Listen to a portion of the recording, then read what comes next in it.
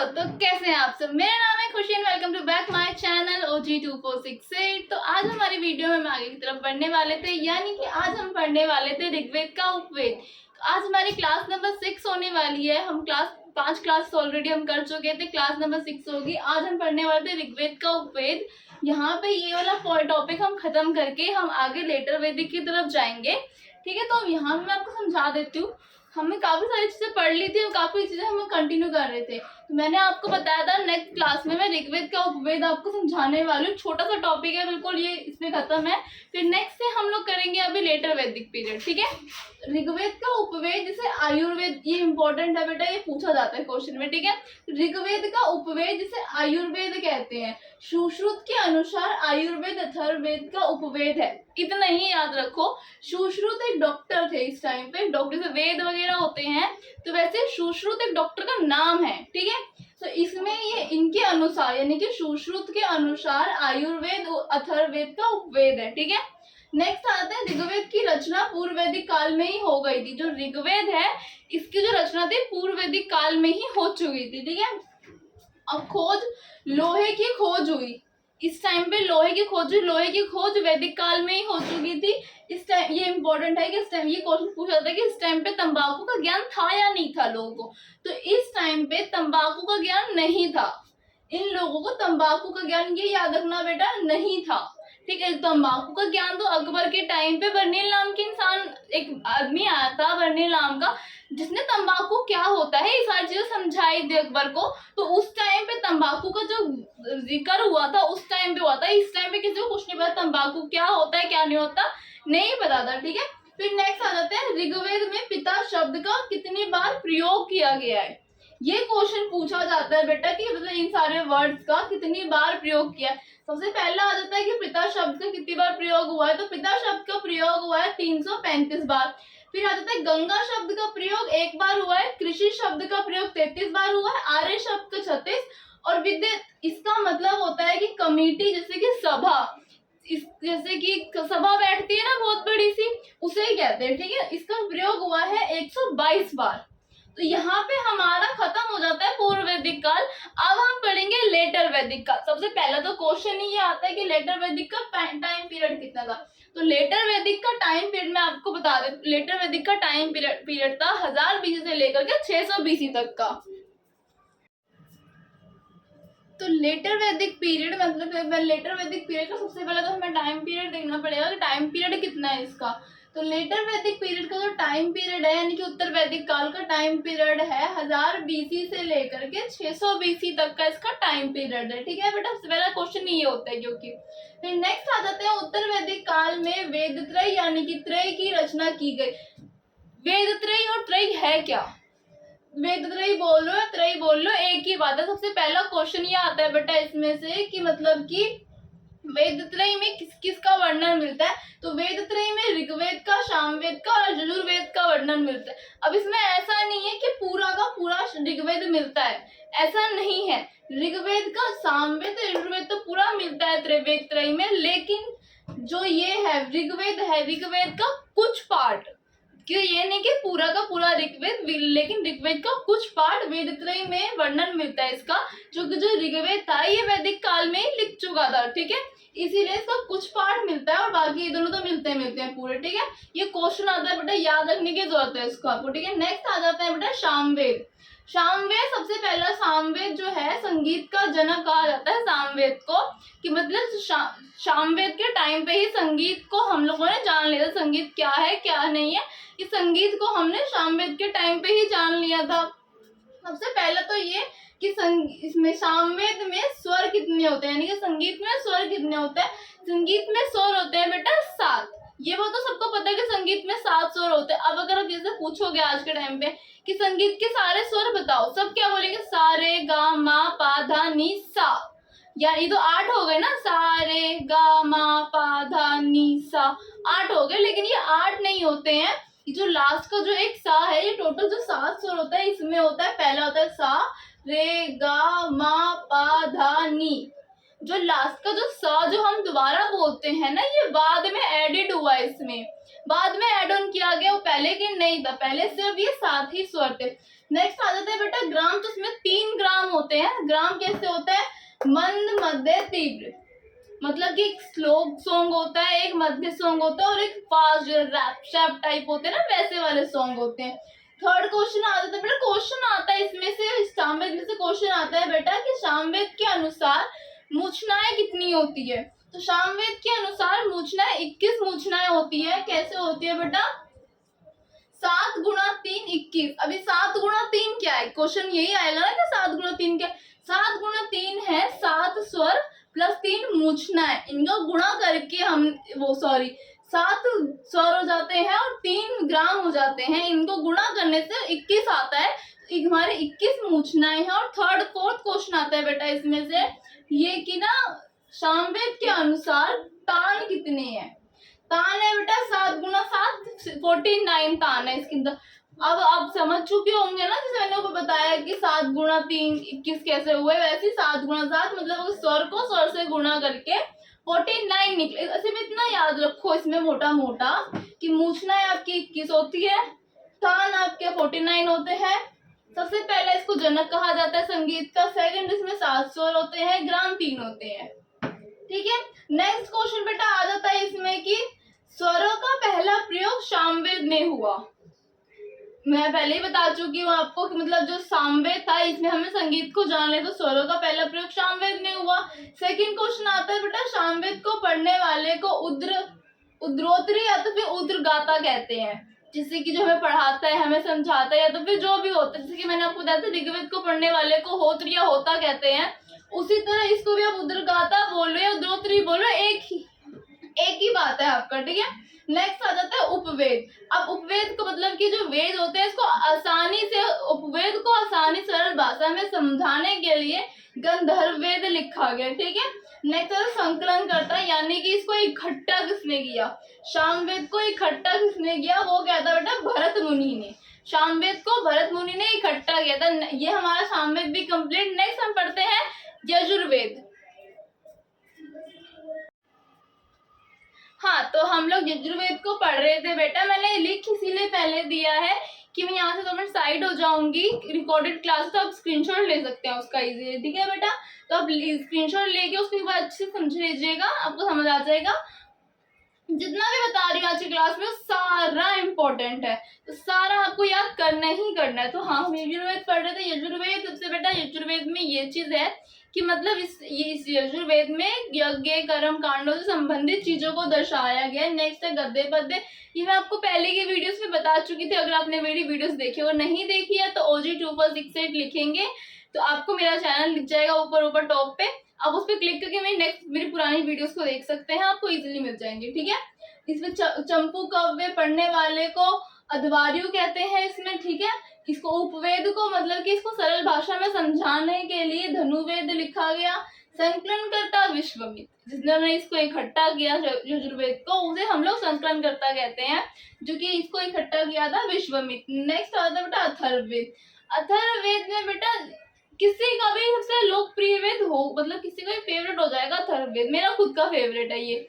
इसमें क्या चीज दिखाई गई है? इसमें ना जादू टोना संबंधित चीजें दिखाई गई हैं। क्यों? पहला तो ये इसका लोकप्रिय होने का, फेमस होने का सबसे पहला क्वेश्चन तो ये आता है कि ना ये सबसे नया वेद है, मतलब अथर्ववेद सबसे नया है। इसी से समझा देती हूँ मैं आपको।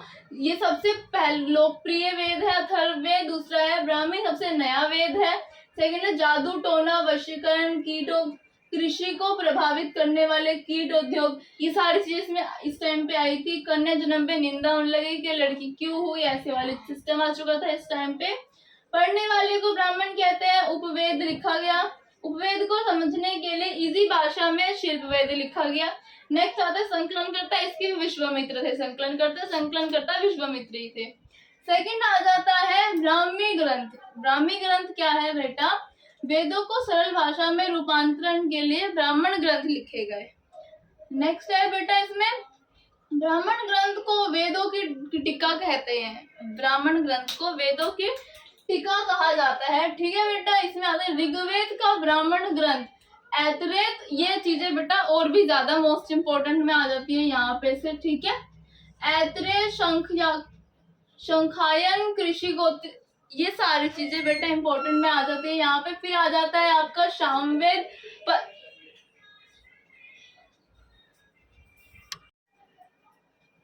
ऋग्वेद का ब्राह्मण ग्रंथ तैतरेय, शंखायन, कौशिकी। फिर आ जाता है बेटा सामवेद में पंचविश, प्रौढ़, षड्विश, जैमिनी, ये सारी चीजें आती हैं। नेक्स्ट आता है आपका यजुर्वेद में आपका कृष्ण शाखा, तैतरेखा, शुल्क शाखा, शतपथ, ये सारी चीजें आती हैं।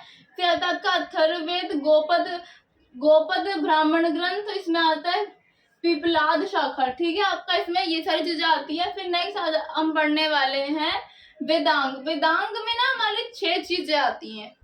वेदांग में हमारी 6 चीजें आती हैं। पहली तो आती है शिक्षा मतलब कि शिक्षा, हमारी सबसे पहले शिक्षा आती है। शिक्षा में हमारा है आचरण, बताता है कि हमें क्या सी चीजें आचरण करनी चाहिए, ठीक है। फिर आ जाता है आपका कल्प, मतलब कि किस मंत्र का प्रयोग हमें किस तरीके से करना चाहिए, ये सारी चीज इसमें आपको बताती है। फिर आ जाता है आपका निरुक्त, यानी कि वेद की आत्मा शब्द का प्रयोग कैसे करना है, हमें ये चीज बताता है। फिर आ जाता है आपका छद आ जाता है आपका रचना का ज्ञान, मतलब कि क्या चीजें कैसे रचना हुई, इन सब ये सारी चीजें बेटा ये है कि मतलब सोचने में मजबूर करती है कि ये ऐसा है तो ऐसा क्यों है, ये सारी चीजें इसमें दिखाई गई। फिर आ जाता है आपका ज्योतिषी, यानी कि ज्योतिषी का मतलब सभी को पता होता है एस्ट्रोलॉजर। फिर आ जाता है आपका व्याकरण, इंपॉर्टेंट है, यहाँ से एक क्वेश्चन आता है बेटा। क्वेश्चन वैसे सब में से ही आता है पर ये ज्यादा इंपॉर्टेंट है तो मैं आपको बता रही हूँ। व्याकरण को जानने वाला व्याकरण का प्रथम आ जाता है बेटा पाणिनि लेखन। ये एक बुक का नाम है, पाणिनि लेखन नहीं, पाणिनि लेखन उनका नाम है जिन्होंने बुक लिखी, और जो बुक का नाम है वो है अष्टाध्यायी। हाँ, बुक का नाम था बेटा अष्टाध्यायी था। मैं एक बार रीचेक कर लेती हूँ इसमें, रुक जाओ। हाँ सही है, बुक का नाम था अष्टाध्यायी, और दूसरा जिन्होंने लिखा वो था पाणिनि लेखन। ये क्वेश्चन आता है कि अष्टाध्यायी बुक को किसने लिखा, या तो फिर ये क्वेश्चन आ जाएगा पाणिनि लेखन ने किस बुक को लिखा, ये सारी चीजें क्वेश्चन में आ जाती है ऐसे करके, ठीक है बेटा।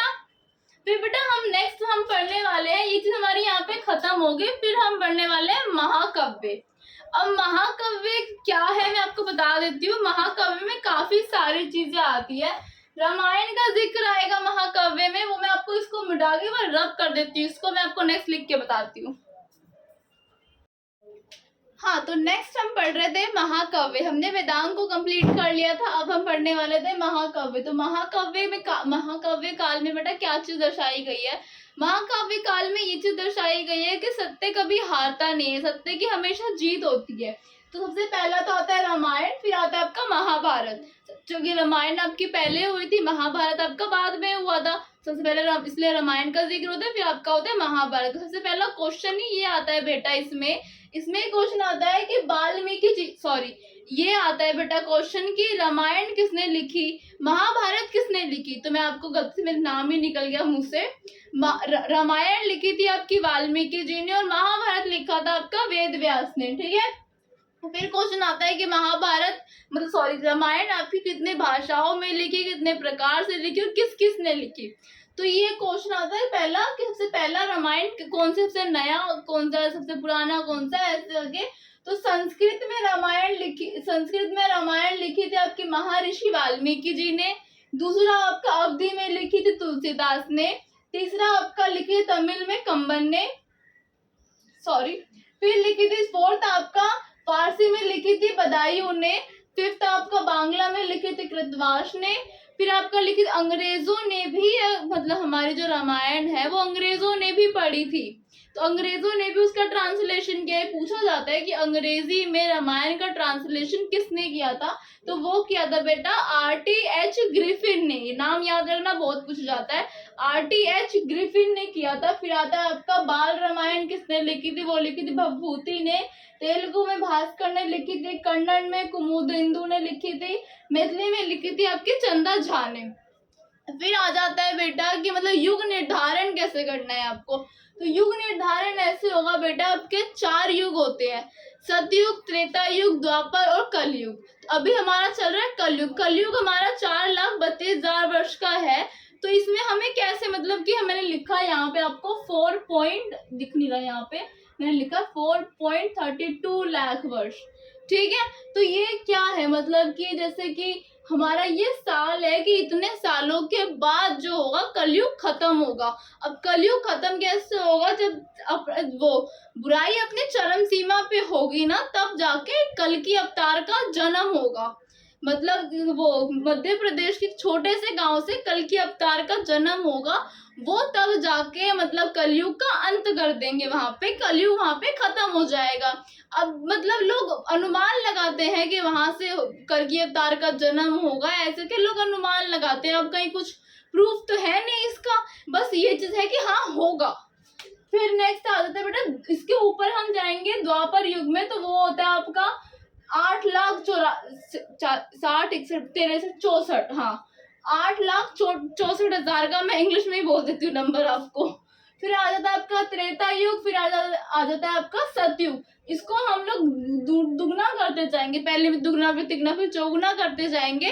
तो जो नंबर मैंने लिखे वो नंबर याद रखिएगा, के पूछा जाता है क्वेश्चन में। फिर आ जाता है बेटा आपका सतयुग। कैसा समय था सतयुग, बड़ा कुलीनता का समय था।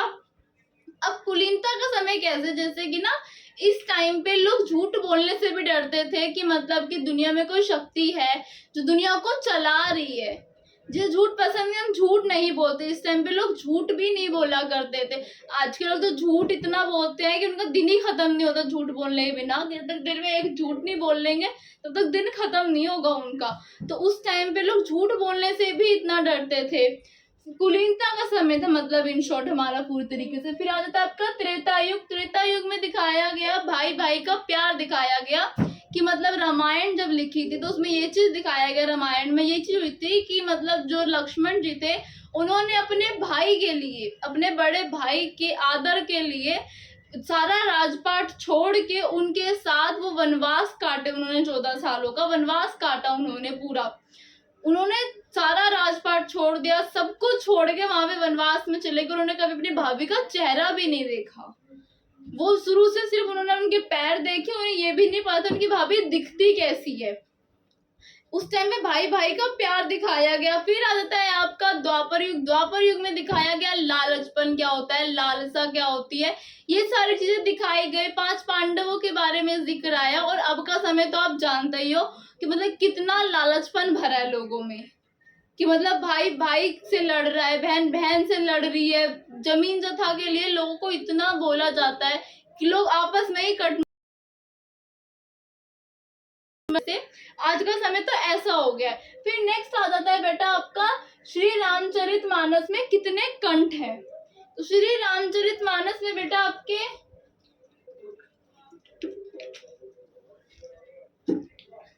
हाँ, तो श्री रामचरितमानस में आपके 7 कंठ है। 7 कंठ क्या है, कंठ होते क्या और कैसे। तो 24,000 श्लोक को, 24,000 श्लोक कंठ को हमने 7 कंठों में डिवाइड कर दिया गया। अब 7 कंठों में डिवाइड कैसे कर दिया गया, क्वेश्चन पूछा जाता है सबसे नया कंठ है, सबसे पुराना कंठ है, तो सबसे पहला आखिरी, ऐसे पूछा जाता है कि कौन सा है। तो सबसे पहला कंठ है बेटा कि आपका बाल कंठ। इसमें ये चीज बताया गया कि मतलब राम जी का बचपन कैसा था। फिर दूसरा बेटा आपका आ जाता है अयोध्या कंठ। फिर आ जाता है आपका आरण्य कंठ। फिर आ जाता है आपका किष्किंधा कंठ। फिर आ जाता है आपका सुंदर कंठ। फिर आ जाता है आपका लंका। सबके 7 कंठ, इसको बेटा याद करना बहुत इंपॉर्टेंट है, इसको आपको याद करना ही।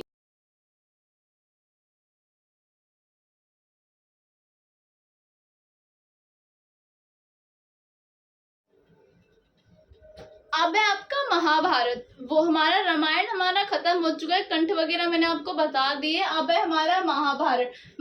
ये जो मैं बता रही हूँ सिर्फ इतना बताऊंगी, फिर हम लोग नेक्स्ट क्लास में पढ़ेंगे इसके बाद, क्योंकि वीडियो ऑलरेडी काफी लंबी हो चुकी है और हो जाएगी। तो अब हम पढ़ने वाले हैं महाभारत। सबसे पहला तो ये कि महाभारत का पुराना नाम क्या है। महाभारत का पुराना नाम है जय संहिता। जैसे इसके और इसके लेखक कौन है? इसके लेखक है बेटा वेद व्यास। ठीक है, इसको याद रखना, जिनके लेखक का नाम है वेद व्यास, इसका पुराना नाम है जय संहिता। ठीक है, अब आपके पुराण आते हैं, आपके 18 पुराण आते हैं। सबसे पुराना कौन सा है? 18 पुराण में सबसे पुराना पुराण आपका कौन सा? सबसे पुराना पुराण है बेटा आपका मत्स्य पुराण। मत्स्य पुराण मतलब कि इसमें आगे चल के बताऊंगी मैं आपको मत्स्य पुराण का मतलब क्या है पूरा। सबसे पहले तो आप ये जान लीजिए कि मत्स्य पुराण है। ठीक है, फिर अब आपका नेक्स्ट आ जाता है आपका, इसमें हम पढ़ने वाले हैं भगवान विष्णु के 10 अवतार कौन से हैं। भगवान विष्णु ने 10 अवतार लिए हैं। तो वो अवतार कौन कौन से हैं, उन्होंने किस किस रूप में लिए वो बताते। सबसे पहला उन्होंने लिया मत्स्य में, मतलब कि मछली के रूप में, कि मतलब जीवन कैसे होता है, इंसान कैसा होता है, ये चीज दर्शाने के लिए उन्होंने मछली के अवतार लिया। कि मतलब मछली बड़ी होएगी, उसको जगह लेते, हम इंसान है, हम छोटे पैदा होते हैं फिर बड़े होते जाते हैं ना, उसी तरीके से भगवान विष्णु ने अवतार लिया। सबसे पहला अवतार लिया उन्होंने मत्स्य का, मतलब मछली का। इसको बेटा याद रखना, ये सारे पूछे जाते हैं क्वेश्चन। ठीक है, फिर नेक्स्ट आ जाता है आपका कूर्म अवतार। कूर्म अवतार का मतलब होता है यानी कि कछुए का अवतार लिया है इन्होंने। मतलब दूसरा अवतार विष्णु भगवान ने कछुए के रूप में। पूरा एक्सप्लेन नहीं करूंगी, वीडियो बहुत लंबी हो जाएगी, और जो पूछ जाते हैं वो बता रही हूँ आपको। कूर्म अवतार लिया, दूसरा अवतार उन्होंने कछुए का। फिर आपका लिया वराह अवतार। वराह अवतार के बाद उन्होंने लिया नरसिंह अवतार। फिर आपका लिया उन्होंने वामा अवतार। फिर आपका लिया उन्होंने परशुराम का अवतार। परशुराम मतलब सबको पता है, परशुराम भगवान पूजते हैं, मतलब अवतार जितने भी होते हैं हम उनको भगवान के रूप में ही पूजते हैं। फिर उन्होंने लिया श्री राम का अवतार। फिर उन्होंने लिया कृष्ण का अवतार। फिर उन्होंने लिया बुद्ध का। अब 10वां अवतार उनका बाकी है अभी लेना। 10वां अवतार वो कल्कि अवतार के रूप में लेंगे, वो अभी बाकी है लेना। फिर नेक्स्ट आ जाता है आपका विष्णु पुराण का। सबसे मतलब विष्णु पुराण क्या है? विष्णु पुराण है बेटा आपका मौर्य वंश। ठीक है, फिर आ जाता है आपका वायु पुराण है, आपका गुप्त वंश। फिर आ जाता है आपका भागवत पुराण है, आपका कृष्ण भक्ति के बारे में। ठीक है, फिर नेक्स्ट आ जाता है बेटा आपका, इसमें आ जाता है आपका ये जवोलो उपनिषद। अब इसमें क्या चीज है? इसमें आपको ना 4 आश्रम बताए गए हैं, मतलब जीवन के 4 आश्रम, कि इंसान को किस तरीके से बड़ा होना चाहिए, मतलब उनके चरण क्या होने चाहिए, बचपन से बुढ़ापे तक वो क्या करना चाहिए, सब कुछ बताया गया है। सबसे पहला आश्रम तो आ जाता है इसमें आपका ब्रह्मचर्य, यानी कि 0 से 25 साल, यानी कि जब बच्चा पैदा होता है तब से लेकर जब तक वो 25 साल का नहीं हो जाता है तब तक उसको ब्रह्मचर्य का जीवन फॉलो करना होता है। यानी कि उसे आश्रम जाना होता है। मतलब वो होते थे ना, जैसे कि मूवी में देखा नहीं था आपने, मतलब कि गुरुकुल, हाँ गुरुकुल जाते हैं वहां पे। उस टाइम पे 0 से लेकर 25 साल तक का, मतलब कि जब बच्चा पैदा हो तब से लेकर गुरुकुल जाता है वो 25 साल की उम्र तक। फिर वहां पे वो सब कुछ डिसिप्लिन सीखता है, सुबह उठना सीखता है, टाइम पे अपना काम खुद करना सीखता है, अपने प्रॉब्लम के सोल्यूशन निकालना सीखता है। मतलब इन शॉर्ट वो ब्रह्मचर्य का जीवन जीता है। वो मतलब इधर उधर नहीं, आजकल के बच्चे होते हैं ना कि उसे 25 साल से पहले ही गलत चीजों में चले गए, वो चीज नहीं जाना होता उनको, ब्रह्मचर्य की तरह बिल्कुल रहना होता है। फिर नेक्स्ट आ जाता है आपका गृहस्थ। 25 साल से 50 साल तक के इंसान को आपको गृहस्थ में जाना पड़ेगा, यानी कि उन्हें घर जाना पड़ेगा, उनकी शादी होगी, उनके बाल बच्चे होंगे, उन्हें पालना पड़ेगा, घर देखना पड़ेगा, माँ बाप को देखना पड़ेगा। वो हो गया आपका गृहस्थ, काम काज करना पड़ेगा 50 साल तक के। फिर आ जाता है आपका वनवास व्रत। वनवास मतलब कि मतलब इस टाइम पे आपको ना चले जाना है, आपको वनवास ले लेना है इस टाइम पे, जैसे कि राम जी ने वनवास लिया था वैसे 50 से लेकर 75 तक। फिर सन्यासी, मतलब कि 75 के, अब तो खैर बहुत कमी है, टचवुड सब जिए, लेकिन अब तो खैर कमी है जो 75 के बाद लोग जीते हैं। फिर आ जाता है आपका 75 से 50 होता है आपका सन्यासी का, मतलब आपको उसमें सन्यास लेना पड़ता है उस टाइम पे।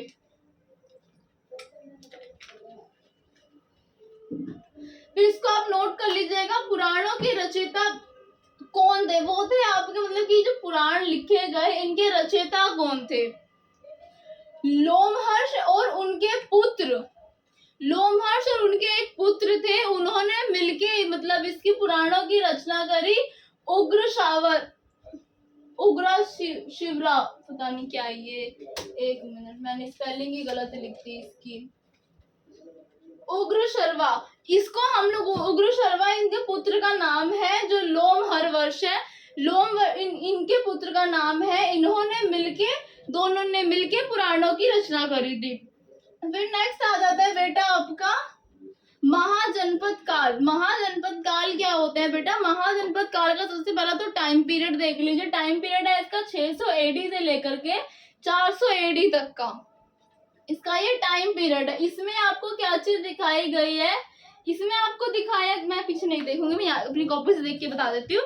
इसमें सबसे पहले तो आपको महाजनपद जानने से पहले आपको ना षड दर्शन जानना पड़ेगा। महाजनपद को जानने से पहले आपको षड दर्शन जानना पड़ेगा कि षड दर्शन क्या है, षड दर्शन में क्या चीज बताई गई है, आपको ये चीजें जाननी पड़ेगी। तो षड दर्शन में बेटा ये चीज बताई गई है कि षड दर्शन का सबसे पहले तो अर्थ ये होता है, षड दर्शन का मतलब होता है 6 दर्शन, मतलब फिलोसफी। 6 दर्शन दिखाए गए हैं। इसमें ना इसका आधार ना वेद ही थे, मतलब जो ये महाजनपद है ना, है ना, हाँ, महाजनपद को लिखने का जो आधार है वो आपका वेद ही थे। इसमें आपके 6 ऋषियों ने मिलके 6 दर्शन का वो वर्णन बताया गया कि मतलब 6 दर्शन क्या है। इसमें सबसे पहला तो ये आ जाता है बेटा आपका पूर्व मीमांसा। पूर्व मीमांसा होता है बेटा जैमिनी। जैमिनी होता है बेटा जानने की इच्छा, कि मतलब अगर वो पेन है तो पेन क्यों है, अगर एसी चल रहा है तो वो एसी कैसे चल रहा है, क्यों चल रहा है, मतलब ये सारी चीजें बताई गई है। जानने की इच्छा, इंसान के अंदर जानने की इच्छा होती है, वो बताया गया है, वो क्या चीज होती है। फिर आ जाता है आपका उत्तर मीमांसा। उत्तर मीमांसा होता है बेटा आपका ब्रह्मसूत्र। ब्रह्मसूत्र क्या होता है बेटा? जैसे कि ना ब्रह्मसूत्र ऐसा होता है जैसे कि जो हमें भ्रम होते हैं उन्हें हमें ये चीज देखना होता है कि वो उसको जान रहे कि हमें भ्रम क्यों हो रहा है। हमारे अंदर क्वेश्चंस आ रहे हैं कि वो भ्रम हो रहा है तो वो क्यों हो रहा है, वो चीज रखी है तो क्यों रखी है, सीधी ही क्यों है, उल्टी क्यों नहीं है। मतलब जब हमारे मन में क्वेश्चंस आने लग जाते हैं, उसे हम ये जो हमारी जो 6 दर्शन है, इस चीज में हम लोगों ने डिवाइड कर दिया गया। फिर है सांख्यिकी दर्शन, यानी कि सृष्टि की रचना। सांख्यिकी दर्शन होता है सृष्टि की रचना कैसे हुई, मतलब कि अगर सूर्य घूम रहा है तो वो सीधा ही क्यों घूम रहा है, वो उल्टा क्यों नहीं घूम रहा, बाकी सारे अलग तरीके से घूम रहे हैं, ये अलग अलग प्लेनेट अलग अलग रोटेशन में घूमते हैं। तो वो सारी चीजें बताई गई कि वो कैसे कैसे घूम रहे हैं, वो क्वेश्चंस हमारे मन में आ रहे हैं, तो वो चीज हम बता रहे हैं। फिर आ जाता है आपका वैश्विक दर्शन। वैश्विक दर्शन आपका हो जाता है बेटा उल्लू कर, मतलब कि ये चीज होती है आपकी, मतलब इंद्रियों पे कंट्रोल पाना, इंद्रियों पे, मोक्ष पे, बुद्धि पे, इन सारी चीजों पे कंट्रोल का मतलब होता है। फिर आ जाता है आपका न्यास दर्शन। वो हो जाता है बेटा आपका जैसे कि ना जांच पड़ताल करना, किसी चीज के बारे में खोजना, कि मतलब कि कुछ गुम गई है तो उसकी वजह जांच पड़ताल करना, हर चीज को जानना, ये सारी चीजें बताई गई। फिर आ जाता है आपका योग, यानी कि पतंजलि, यानी कि जोड़। बेटा अभी मैंने आपका यहाँ पे ना महाजनपद भी खत्म करा दिया। फिर नेक्स्ट क्लास में, हम अगली क्लास में हम लोग और भी इसको हम लोग खत्म करके अब आगे की तरफ बढ़ेंगे। अब इसका स्क्रीनशॉट ले लो, मैं साइड हो जाती हूँ। नेक्स्ट क्लास में हम लोग इसको और भी अच्छे से डिटेलिंग में पढ़ेंगे, और भी काफी सारी चीजें, इसमें बहुत सारी चीजें ऐड ऑन हुई है बेटा, सारा इंपॉर्टेंट है, तो सारा लिख के आप याद कर लीजिएगा। Thank you for watching my this video. मेरी पुरानी वीडियोस को भी देखने के लिए मेरी नेक्स्ट वीडियो के लिए वेट करें और लाइक करें।